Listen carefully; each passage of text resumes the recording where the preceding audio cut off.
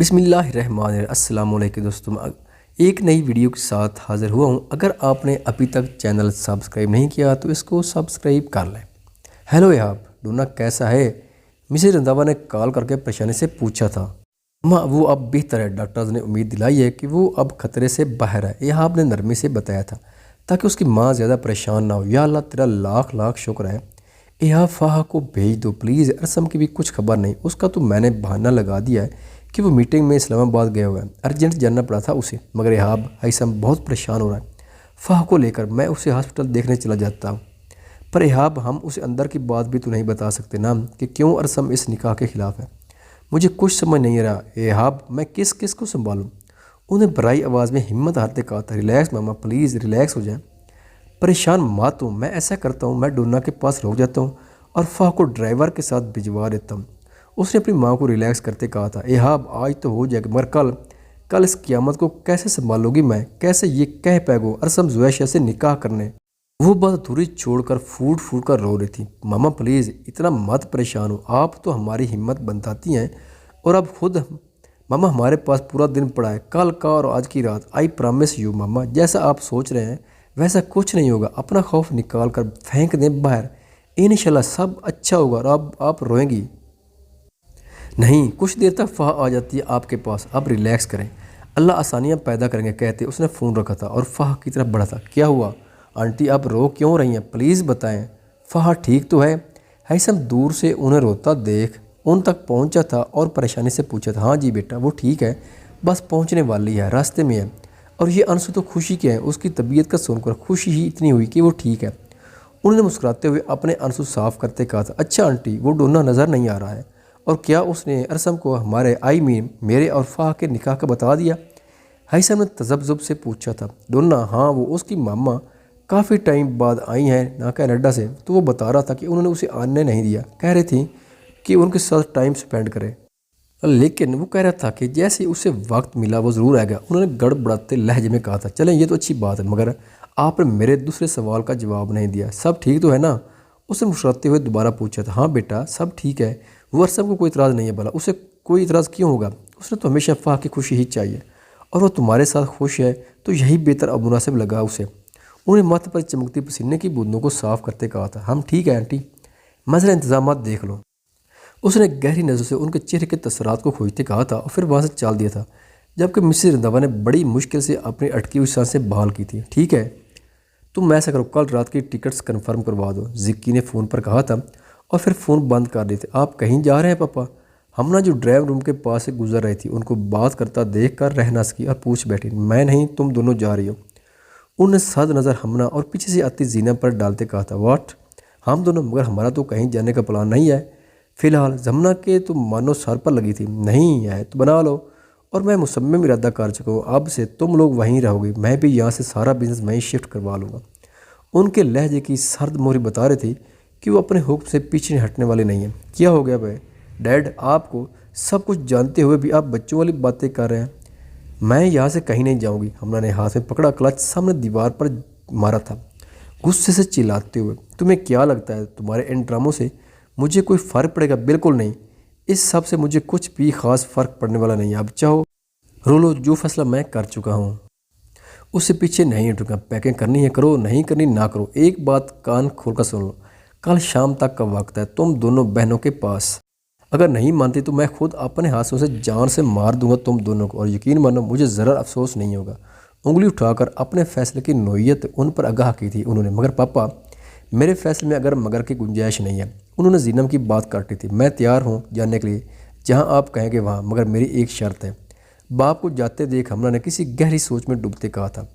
زینب نے اس کی طرف ہونکوں کی طرف دیکھا تھا، جبکہ زکی کے قدم بھی رکے تھے اس کی بات سن کر۔ ہم کون سی شرط؟ زکی نے پلٹے بغیر پوچھا تھا۔ مجھے ایک ہفتہ چاہیے مزید، بس اس کے بعد آپ جیسے کہیں گے، جہاں کہیں گے میں چلی جاؤں گی۔ میں نے زمین کو گھورتے کہا تھا، تم کیا سمجھتی ایک ہفتے میں تم کیا کالو گے؟ ہاں، کیوں دیواروں سے سر ٹکرا رہی ہو؟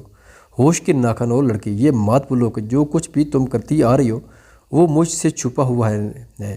دن دناتے ہوئے وہ اس کے سر پر پہنچے تھے اور گرجدار آواز میں گویا ہوئے تھے، میں کیا کرتی ہوں یہ آپ کا مسئلہ نہیں ہے ڈیڈ، میں نے کہا نا کہ میں آپ کی ہر بات ماننے کو تیار ہوں، بدلے میں آپ کو بھی مجھے وقت دینا چاہیے، اگر نہیں دے گے تو آپ سے بہتر مجھے کوئی نہیں جانتا شاید۔ ان کی آنکھوں میں آنکھیں ڈالتی اپنے بال جھٹکتی وہ چیلنجنگ چال چلتی وہاں سے نکلی تھی۔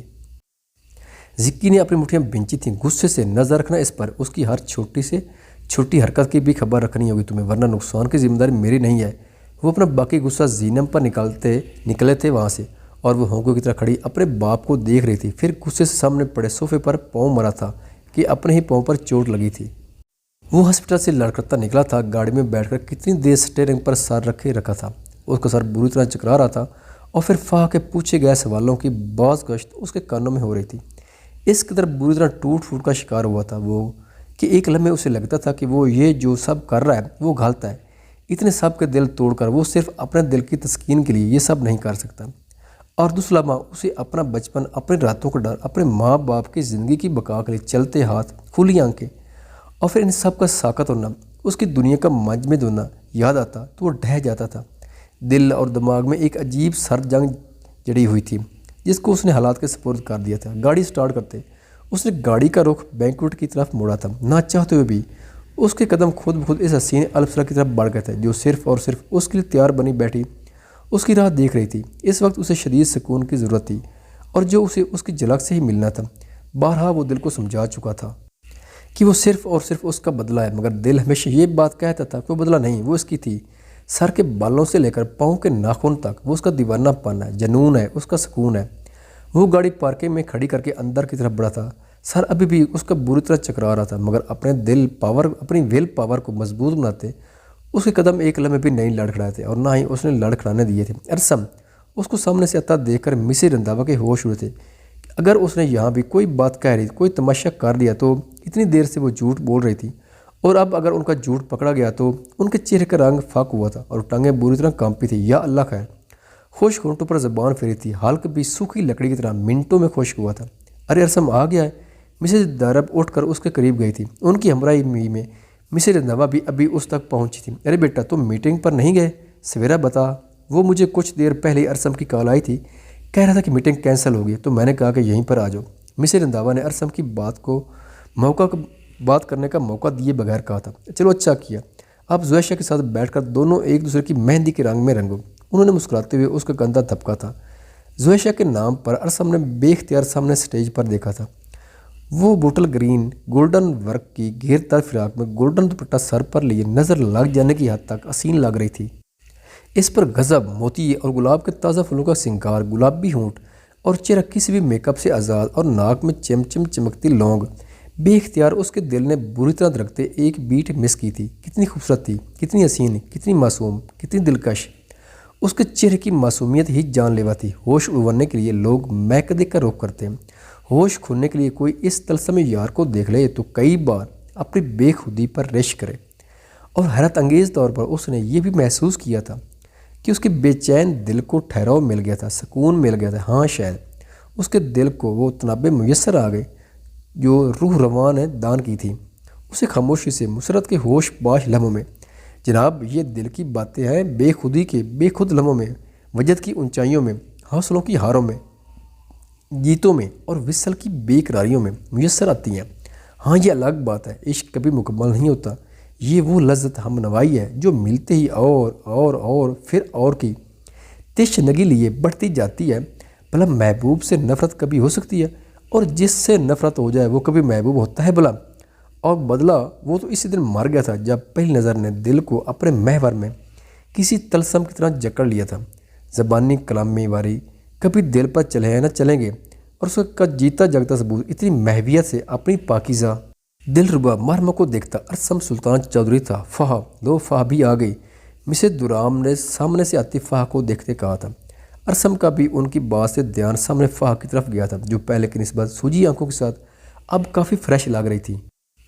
مسز درام فاح کو ویلکم کرنے کے لیے ان تک پہنچی تھی۔ ارسم پلیز، میں تمہارے آگے ہاتھ جوڑتی ہوں، پلیز کوئی سین کریٹ مت کرنا، پلیز جو جیسے ہو رہا ہے ہونے دو، جو بھی کرنا ہوا شادی کے بعد کر لینا۔ اس وقت تمہاری دو بہنوں کی عزت۔ اس سے پہلے کہ وہ اپنی بات کو مکمل کرتی یا مزید کچھ کہتی، ارسم لال انگارہ آنکھیں دکھاتا وہاں سے ہٹ گیا تھا، اور وہ بے بسی کی تصویر بنے اس کی پشت دیکھتی رہ گئی تھی۔ آپ اس امبریلا کے نیچے آ جائیں سر، آپ دونوں کی انٹری ایسی ہوگی، یہ آٹومیٹک وہیل آپ کو سٹیج تک پہنچائے گا، آپ نے بس اس پر ان کا ہاتھ پکڑ کر کھڑے ہونا ہے۔ اس سے پہلے کہ وہ دوسرا جاتا مووی میکر نے اس کی پکس بناتے اس کو وہیل کے پاس جانے کا اشارہ کیا تھا، جہاں اب زویشہ بھی کھڑی ہو چکی تھی۔ میم آپ نے اپنا ہاتھ ایسے سر کو دینا، ایسے ان کے ہاتھ کے اوپر ہاتھ رکھنا ہے۔ دوسرے لڑکے نے اس کا ہاتھ اپنے ہاتھ کے اوپر رکھتے کہا تھا، اور یہ دیکھ کر بجلی کی تیزی کی طرح ارسم وہاں پہنچا تھا۔ ہے ڈیئر، ہمت کیسی ہوئی میری بیوی کا ہاتھ پکڑنے کی تمہاری؟ وہ چلایا تھا اس پر۔ یہ تو شوکر ہے میوزک کی وجہ سے کسی نے اتنا سنا نہیں۔ سر میں تو بس میم کو یہ شٹ اپ، دور ہٹو، اس کے قریب نہ دیکھو، میں تمہیں فاصلے پر رہ کر بات کرنا، اور تم شرم نہیں آتی کسی غیر محرم کی طرف ہاتھ بڑھاتے، اس کا بازو کھینچ کر قریب کرتے۔ اس کو بری طرح ڈانٹا تھا اس نے کہ جو اس کی آنکھوں میں آنسو تیر رہے تھے۔ وہ ایک منٹ کی تاخیر کیے بنا پلکوں سے گالوں پر لڑکے تھے۔ یہاں کھڑے میری شکل کیا دیکھ رہو، نکلو یہاں سے۔ تم ارسم نے اس مووی میکر کو اچھی خاصی سنتے جھڑکتے ہوئے سامنے سے ہٹایا تھا، اور پھر زویشہ کا ہاتھ پکڑ کر اسے کھینچتا ہوا بیک ڈور کے پاس قدرے خالی جگہ کی طرف لے کر گیا تھا۔ یا اللہ ہمت دینا اس بچی کو، مسز رنداوا نے دور سے دیکھتے دل میں کہا تھا۔ رونا بند کرو، شرم نہیں آتی؟ ہونے والا شوہر سامنے کھڑا ہے اور تم اس کے ہاتھ میں اپنا ہاتھ دے رہی تھی۔ اسے دیوار کے ساتھ پن کرتے اس پر اچھا خاصا غصہ اتارا تھا اس نے۔ مجھے وہ بس بتا، اتنا لفظ بول کر ہی اس کی ہمت ختم ہوئی تھی، اور بچوں کی طرح اس کی گردن میں منہ چھپائے اس کے سینے کے ساتھ لگے، اس کی کمر کے پیچھے دونوں ہاتھ لے جا کر اس کی پیچھے سے شرٹ مٹھی میں جکڑ کر بری طرح رونے لگی تھی۔ وہ اس کے آنسو اس کی شرٹ میں جذب ہو رہے تھے، گیلے گال اس کی گردن کی سطح سے مس ہو رہے تھے، اس کے جسم کی خوشبو، اس کی سانسوں کی تپش اپنی گردن پر محسوس کرتے، اپنے اندر سکون اترتا محسوس کرتے۔ وہ آنکھیں موند گیا تھا، خود کا دل بھی تو سلگا ہوا تھا، اور اسے بہتر سکون کہاں میسر آنا تھا۔ اس کی ہچکیاں عجیب دھنیں بکھیر رہی تھیں، اس کا لرزتا جسم اس کے پاس ہونے کی گواہی تھا، اور وہ بھی بس ان لمحوں کو محسوس کر رہا تھا۔ کتنی کمزور تھی نا وہ، کیسے اتنے عتاب سے سہے گی؟ اس کو تو معلوم بھی نہیں تھا کہ کل کے بعد اس کی زندگی جہنم بننے والی۔ وہ سکون نہیں بدلا ہے۔ ارسم نے سوچتے آنکھوں میں آئی نمی کے ساتھ آنکھیں زور سے میچی تھیں۔ کاش وہ اپنے دل کو جھوٹا دلاسا ہی دے سکتا کہ وہ بدلا نہیں، محبت ہے اس کی آن گرد محبت، چاہت، دل فریب رقص کرتی شدت۔ اس کے رویے میں نرم آتے ہی، اس کی گلی ڈانٹ کی آواز نہ آتے ہی زویشہ کو بری طرح احساس ہوا کہ اس کی ڈانٹ سے چھپ کر اس کے سینے میں ہی جا چھپی ہے۔ جب بھی اس کے سینے سے جلدی سے الگ ہوتی اندھا دھند بھاگ گئی تھی۔ زیش اس کے دور جاتے ہی وہ بری طرح پکارا تھا اسے، مگر وہ بھاگ گئی تھی اپنے آنسو صاف کرتے۔ پاگل وینڈی، وہ ہنسا تھا کھل کھلا کر، اور تب بھی اس پر یہ زہر ہوا تھا کہ اس سے دور جانے والے ہی اس کی سب سے بڑی خوشی ہے، اس کی مسکراہٹوں کی وجہ تھی۔ تب بھی اس کے پیچھے چال دیا تھا، اور سب کے سامنے آتے ہی اس نے پھر سے اپنے چہرے پر چٹانوں جیسی سختی اور سرد مہریاں سجا لی تھی۔ وہ پھر سے اسی وہیل کے پاس کھڑی تھی، مگر اس بار اس کے پاس مسز دراب بھی کھڑی تھی۔ آؤ ارسم، تم دونوں کی انٹری ہے، آ جاؤ، مسز دراب نے خوشی سے نہال ہوتے کہا تھا۔ وہ کچھ بھی کہے بغیر جا کر وہیل پر کھڑا ہوا تھا اور اپنا ہاتھ زویشہ کی طرف بڑھایا تھا، جسے تھام کر وہ بھی اس کے قریب آ کر کھڑی ہوئی تھی۔ سر میم آپ کی رائٹ سائڈ پر آئیں گے، لیفٹ ہینڈ آپ پیچھے سے لے کر ان کی کمر پر رکھیں گے، اور رائٹ ہینڈ پر ان کا لیفٹ ہینڈ آئے گا۔ مووی میکر نے ڈرتے ڈرتے انسٹرکشن دی تھی۔ ارسم نے پہلو بدلا تھا اور اپنی پوزیشن چینج کی تھی، جب بھی ان کے اوپر ایک کلرفل امبریلا آ گئی تھی جو وقتاً فوقتاً ان پر سرخ پیلے سفید پھول برسا رہی تھی۔ آفرین آفرین آفرین، اس نے جاننا کی تعریف ممکن نہیں۔ نصرت کے گائے گانے الفاظ ڈی جے نے پلے کر دیے تھے، جو بکھرتی پتیوں کے ساتھ الگ رنگ بکھیرے تھے، اور پھر کٹ کٹ کھینچتی فوٹوگرافر کے ہاتھوں تصویریں ایک سپاٹ لائٹ کی روشنی میں وہیل ہولے ہولے آگے بڑھتا انہیں سٹیج تک لایا تھا، جبکہ ان کی دائیں بائیں سائڈ پر پرانا انار چل رہے تھے۔ روشنیوں سے بھرپور دو چہرے ابھی سب کچھ بھلائے اپنے قیمتی لمحات کو انجوائے کر رہے تھے۔ اب وہیل سٹیج کے پاس جا کر رکا تھا، وہ زویشہ کا ہاتھ پکڑے سٹیج پر اترا تھا، اور پھر اپنی اپنے نشستوں پر بیٹھے تھے، سب کی ہوٹیں کہہ کے اور اوئے ہوئے کی آوازوں میں۔ مجھے نہ اس ویل میں ہی کرنٹ چھڑوا دینا چاہیے تھا، زینب نے جلے لہجے میں کہا تھا۔ واہ، تم کیا ارسم کو بھی اوپر پہنچانا چاہتی ہو؟ ہم نے کہہ کر لگاتے کہا تھا۔ ارے اللہ نہ کرے، جب بھی بولنا الٹا ہی بولنا۔ زینب نے دہل کر سینے پر ہاتھ رکھا تھا۔ چل یار، مذاق کر رہی تھی۔ ہم نے اس کے چہرے پر خوف کے تاثرات دیکھتے اس کا مذاق اڑاتے کہا تھا۔ میرا مذاق بعد میں اڑانا، پہلے سامنے اپنا مذاق دیکھ لو۔ وہ بھی اسی کی انداز میں مسکرائی تھی، اور اس کا دھیان سامنے کروایا تھا جہاں ارحم اور اشال کھڑے ہنس رہے تھے۔ کسی بات پر ارحم نکلنے لگا تھا ارسم کو ڈھونڈنے کے لیے، مگر عین اسی وقت اسے سامنے سے آتا دیکھ کر وہ روک گیا تھا، اور وہ دونوں اب سامنے دیکھ رہے تھے، جہاں سامنے مون شیو بڑے سے بلاک پر فہا بیٹھی تھی، اور اس کے بالکل پیچھے اس کے کاندھوں پر ہاتھ رکھے ہیثم کھڑا تھا، اور آہستہ آہستہ وہ بلاک پھولوں کی پتیوں میں سٹیج کی طرف بڑھ رہا تھا۔ کلیوں جیسا حسن جو پایا، ہر ادا میں نور ہے آیا، ساتھ میرے اور 77 گھائل، پریم تو رب کو کیوں ایسا بنایا۔ ڈی جے نے دھنیں بکھیری تھی، ہوٹنگ ہو رہی تھی، وہ دونوں بھی چہرے پر مسکراہٹیں سجائے اپنے قیمتی لمحات کو کیمرے کی نگاہ میں کیپچر کروا رہے تھے۔ سارا حال شہنائیوں سے گونج رہا تھا، سب خوش تھے، حسرت سے ان جڑوں کو دیکھ رہے تھے جن کو رب نے ایک دوسرے کے نصیب میں لکھ کر لازم ملزوم ٹھہرا دیا تھا، جبکہ وہیں موجود ہمنا اور زینب کے دل سلگ رہے تھے۔ باری باری ان کے دوست احباب آ کر مہندی لگا رہے تھے، کچھ لڑکیاں ڈھولک پر گانے گنگنا رہی تھیں، جبکہ باقی لوگ رسم کرنے میں مصروف تھے۔ تم ٹھیک ہو فا؟ رسم ختم ہونے کے بعد جب سب گھر کی طرف جانے لگے تھے تو اس نے مسز رنداوا سے اجازت لی تھی کہ وہ خود فا کو ڈراپ کر دے گا، اور انہوں نے اجازت بھی دے دی تھی کیونکہ رسم ختم ہونے کے بعد ہی اچانک سے ارسم کہیں غائب ہو گیا تھا۔ اب وہ گاڑی چلاتے فا کے چہرے کو غور سے دیکھتے پوچھ رہی تھی، ہاں میں ٹھیک ہوں۔ اس نے سامنے دیکھتے کہا تھا، کچھ ہوا ہے کیا فا؟ وہ اس کی خاموشی سے مزید پریشان ہوا تھا۔ نہیں کچھ نہیں، اس نے اپنی گود میں رکھے اپنے ہاتھوں کی طرف دیکھتے کہا تھا، مجھے کیوں کچھ ٹھیک نہیں لگ رہا۔ اس نے گھما پھرا کر پھر وہی سوال پوچھا تھا، گاڑی تیز چلاؤ۔ اس نے اس کا سوال اگنور کرتے کہا تھا، جب ہی جھٹکے سے گاڑی رکی تھی، کیا ہوا ہے؟ گاڑی کیوں روکی ہے؟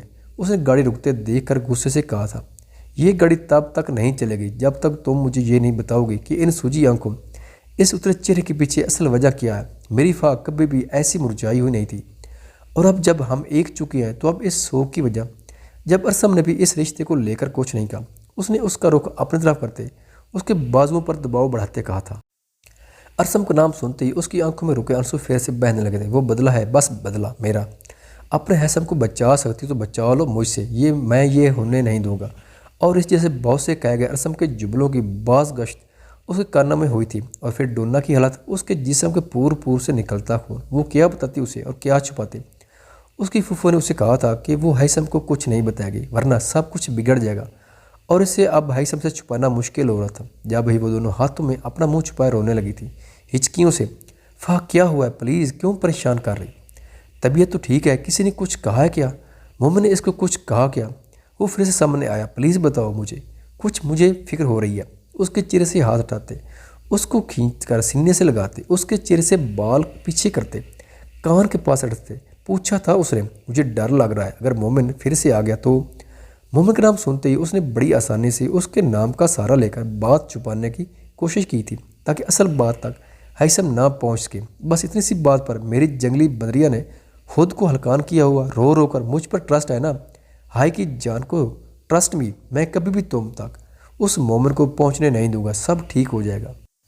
بس کچھ دن دو مجھے۔ جیسے ہی وہ اپنی بل سے باہر آ گیا وہ جیل کی سلاخوں کے پیچھے ہوئی، ریلیکس، اب بالکل نہیں ہونا۔ اس کے ماتھے پر محبت کی مور سب کرتے، اس کے آنسو صاف کرتے کہا تھا، thank you I for hang with me for protecting me. اس نے اس سے الگ ہوتے کہا تھا، تھینک یو ایسے نہیں، یہاں سے کرو نا، محسوس کر کے اس کے گلابی ہونٹوں کو نظروں کے سانس میں لیتے اشارہ کرتے کہا تھا، ہائے پلیز۔ اس سے پہلے وہ اپنے لفظ مکمل کرتی وہ اسے کھینچ کر قریب کر چکا تھا، بالوں میں انگلیاں پھنسائے اس کے ہونٹوں کے قریب آیا تھا کہ گاڑی کا شیشہ زور سے کسی نے کھٹکھٹایا تھا۔ وہ اس سے پیچھے ہوا تھا، اور جیسے دونوں کی نظریں شیشے کی اس پر گئی تھی تو جانی پہچانی شخصیت کو دیکھ کر دونوں حیران ہوئے۔ کیا لگتا ہے کون ہوگا گاڑی کے شیشے کے اس پار؟ مسلمانوں تکا لگاؤ، اور پلیز ایپیسوڈ کو شیئر کریں اور لائک کمنٹ لازمی کریں۔ خوش رہیں، سلامت رہیں، آمین۔ خواتین و حضرات، ویڈیو دیکھنے کا شکریہ۔ اگر ویڈیو پسند آئے تو چینل کو سبسکرائب کریں اور ساتھ ہی بیل کے آئیکن کو لازمی پریس کریں تاکہ آپ کو آنے والی ویڈیوز کے اپڈیٹ سب سے پہلے مل سکیں۔ خدا حافظ۔